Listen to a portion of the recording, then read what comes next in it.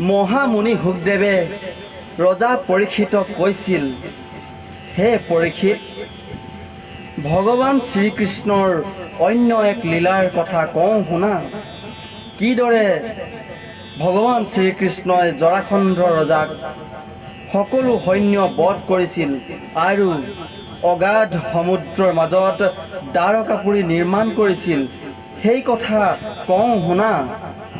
মহামুনি শুকদেৱে বৰ্ণনা কৰা মতে আমি আলোচনা কৰাৰ প্ৰয়াস কৰিছোঁ।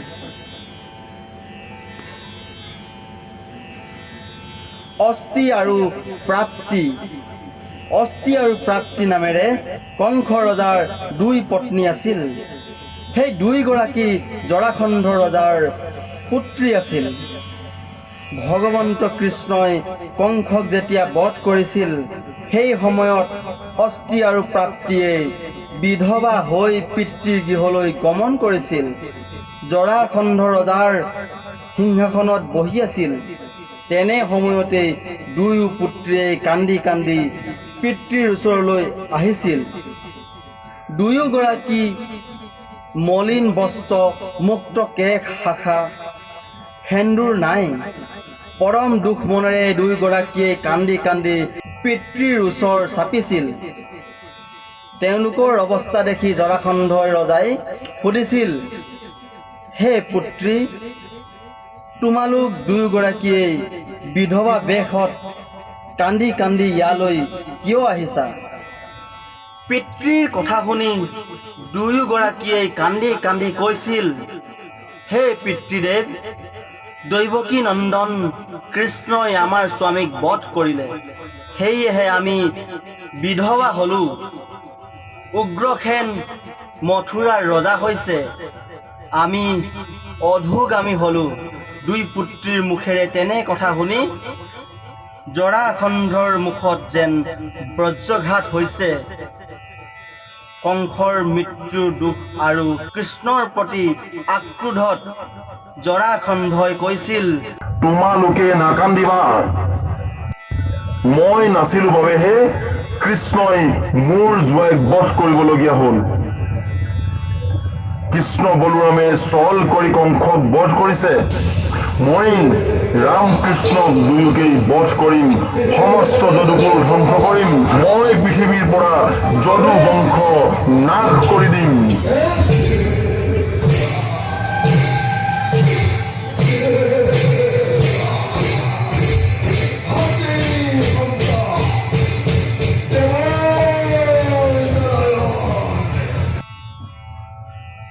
তেনেদৰে কৈ জৰাসন্ধই 23 অক্ষৌহিণী সৈন্য লৈ সমস্ত মথুৰা নগৰ বেৰি ধৰিছিল।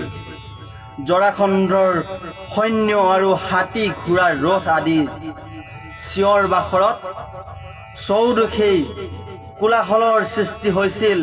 চাৰিওফালৰ পৰাই সেই শব্দবোৰে মথুৰাবাসীৰ কাণত চানি ধৰিছিল। মথুৰাৰ প্ৰজাসকলে ভয়তেই কঁপি উঠিছিল। সমগ্ৰ মথুৰা জৰাসন্ধ সৈন্যই আগুৰি ধৰাত মথুৰাৰ প্ৰজাসকল ক'তো পলাই যোৱাৰ পথ বিচাৰি পোৱা নাছিল। সকলোৱে মৃত্যুৰ ভয়ত হাহাকাৰ কৰিছিল। জৰাসন্ধৰ সেই সাগৰৰ ঢৌ দেখি চৌদিশে খেদি আহিছিল।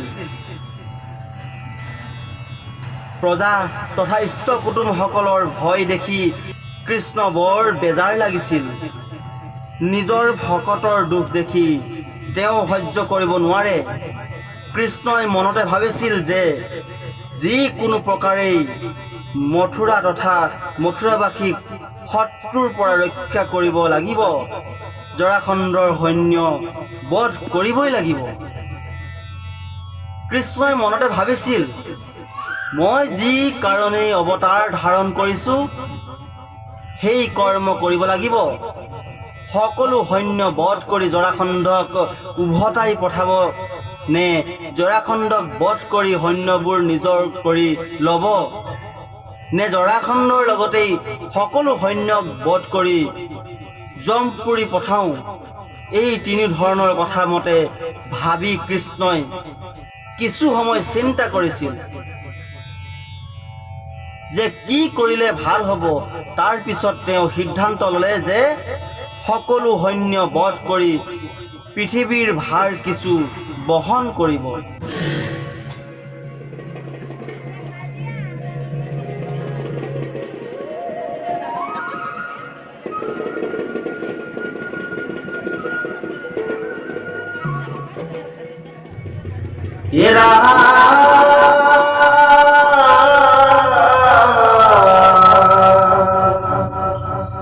यही है कारण पूर्ण ब्रह्म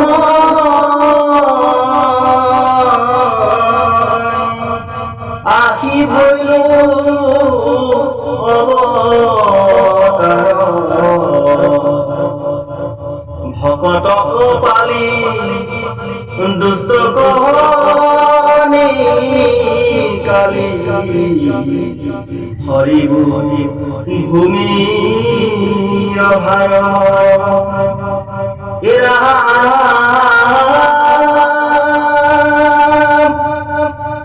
হরিব ভূমি ভার।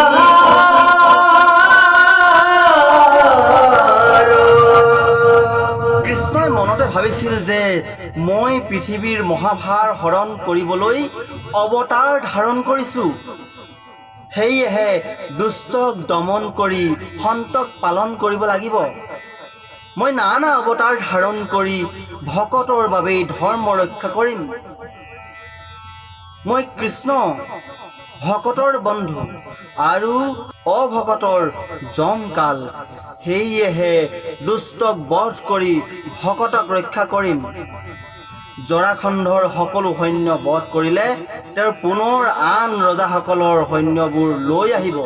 তেতিয়া সেই সৈন্যবোৰ বধ কৰিলে পৃথিৱীৰ মহাভাৰ পাতল হ'ব। সেই চিন্তা কৰি কৃষ্ণই জৰাখণ্ডক বধ নকৰি সৈন্যবধৰ পৰিকল্পনা কৰিলে। মগধ ৰাজ্যৰ ৰজা জৰাখণ্ড অতি পৰাক্ৰমী ৰজা আছিল। তেওঁ বাহুবলেৰে পৃথিৱী বহু ৰাজ্য জয় কৰি বহু সৈন্য হাতী ঘোঁৰা আদি নিজৰ অধীনলৈ আনিছিল। জৰাখণ্ডক বন্দী কৰি কাৰাগাৰত ৰাখিছিল। প্ৰভু শ্ৰীকৃষ্ণই জৰাখণ্ডৰ সৈন্য বধ কৰাৰ চিন্তা কৰাৰ লগে লগে বৈকুণ্ঠৰ পৰা দুখন মহাযান আহি কৃষ্ণৰ সন্মুখত উপস্থিত হৈছিল। সোণেৰে নিৰ্মিত দুখন দিব্য মহাযান ধ্বজ চক্ৰ দণ্ড আদি সূৰ্যৰ দৰে জিলিকিছিল। সেই মহাযানতেই সকলো ধৰণৰ দিব্য অস্ত্ৰ আছিল। সাৰথী সৈতে সেই মহাযান দুখন কৃষ্ণৰ ওচৰত আহি ৰৈছিল। প্ৰভু চক্ৰপাণীয়ে মানৱ লীলা দেখুৱাই বলোৰামক কৈছিল, দাদা, জৰাখণ্ডই যদুকুল ধ্বংস কৰিব আহিছে। সেয়েহে আমি দুয়োজনেই জৰাখণ্ডৰ সৈন্য বধ কৰাৰ উচিত হ'ব। কৃষ্ণৰ কথা শুনি বলোৰামে মৃদু হাঁহি মাৰি যুদ্ধৰ বাবে সাজু হৈছিল। যুদ্ধৰ বাবে সাজু হৈ কৃষ্ণ আৰু বলোৰামে যদু সৈন্য লগত লৈ মথুৰা নগৰৰ সিংহদ্বাৰৰ পৰা বাহিৰলৈ ওলাইছিল। ৰাম কৃষ্ণৰ লগত থকাৰ বাবেই যদু সেনাই অলপো ভয় কৰা নাছিল। তেওঁলোকে গৈ জৰাখণ্ডৰ সৈন্যৰ মাজত প্ৰৱেশ কৰিছিল। সাগৰৰ সমান জৰাখণ্ডৰ সৈন্য চিঞৰ বাখৰ ঢাক ঢোল তবলা আদি শব্দই কোলাহল সৃষ্টি কৰিছিল। অসংখ্য হাতী ৰথ আদি শব্দ কোনেও কাৰো মাত নুশুনা হৈছিল। কৃষ্ণৰ ৰথৰ সাৰথী দাৰুকে বায়ু বেগেৰে ৰথ চলাই জৰাখণ্ডৰ সৈন্যৰ ওচৰলৈ ৰথ নিছিল চপাই। শত্ৰু সৈন্যৰ মাজত গৈ কৃষ্ণই মহাশংখ ফুৱাইছিল। কৃষ্ণৰ শংখধ্বনি শুনি জৰাখণ্ডৰ সৈন্যসকলৰ ভয়ত বুকু কঁপিল। তেওঁলোক আতংকিত হৈ কোনো লোক মূৰ্ছিত হৈছিল। সৈন্যসকলৰ মুখৰ মাতবোৰ তথা যুদ্ধৰ বাদ্যধ্বনি বন্ধ হৈছিল।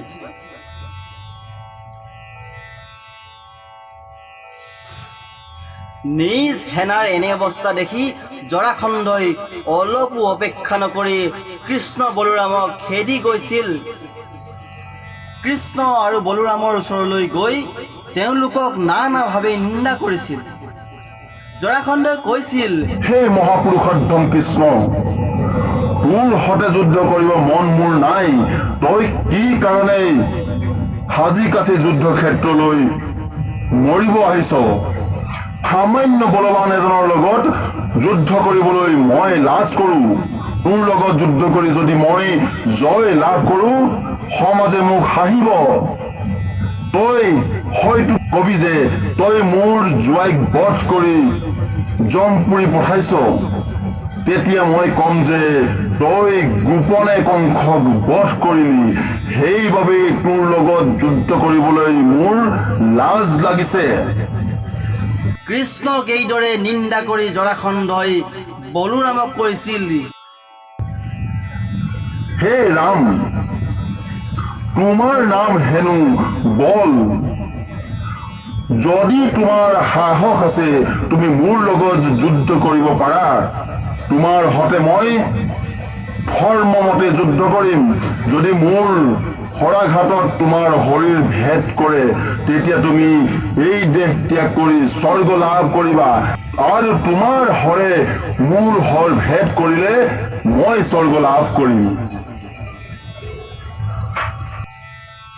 জৰাসন্ধ ৰজাই অহংকাৰত মত্ত হৈ ঈশ্বৰ কৃষ্ণৰ পৰাক্ৰম বুজিব পৰা নাছিল।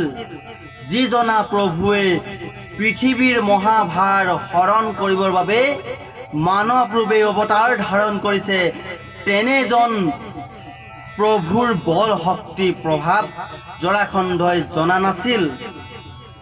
আচলতে মায়াৰ এই সংসাৰৰ বিষয় ভোগত পৰি মানুহ ইমানেই অজ্ঞানী হৈ পৰে যে পৰমেশ্বৰ সত্তাক পাহৰি যায়।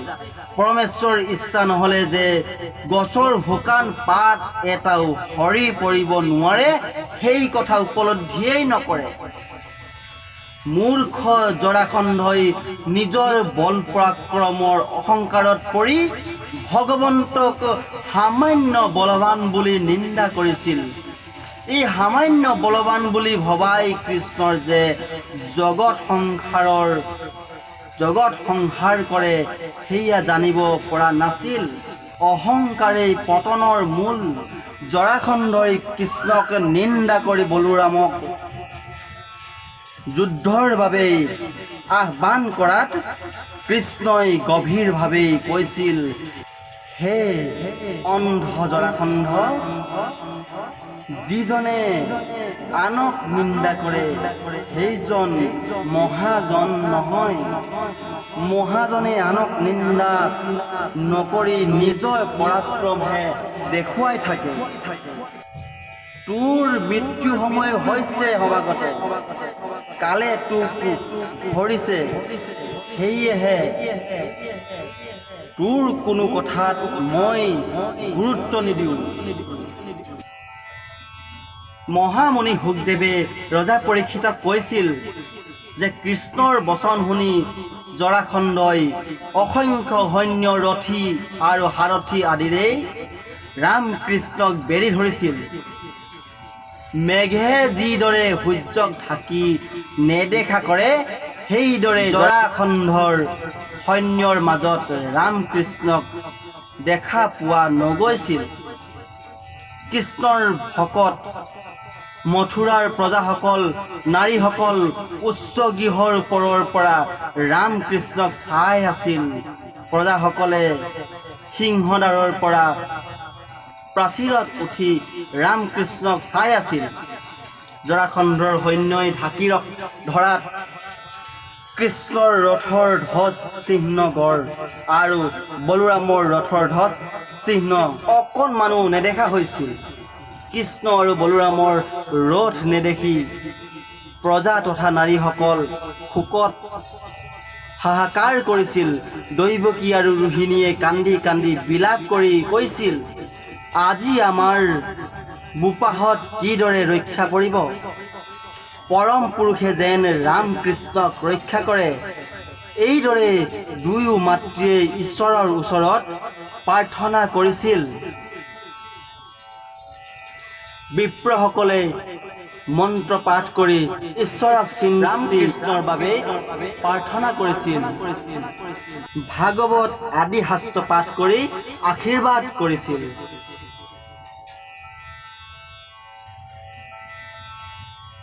মহাভাগৱত শাস্ত্ৰ কৃষ্ণৰ লীলা অমিত সাগৰ। এই অমিত সাগৰৰ প্ৰতিটো টোপালেই অমৃতময়। তেনে অমৃতময় কৃষ্ণৰ লীলা শ্ৰৱণ কীৰ্তন কৰিলে দুখ দুৰ্গতি নাশ হৈ পৰম আনন্দ লাভ হয়।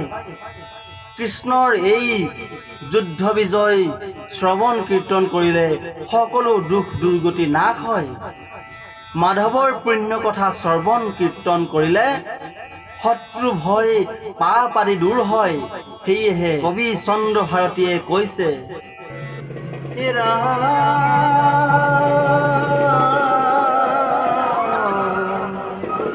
কৃষ্ণৰ চৰণে পখিলো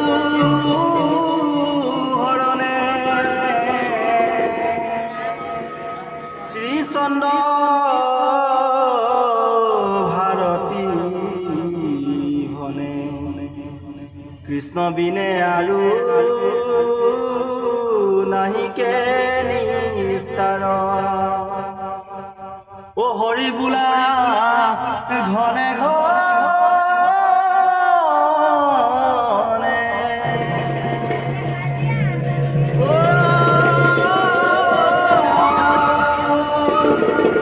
হৰি বোলা ঘনে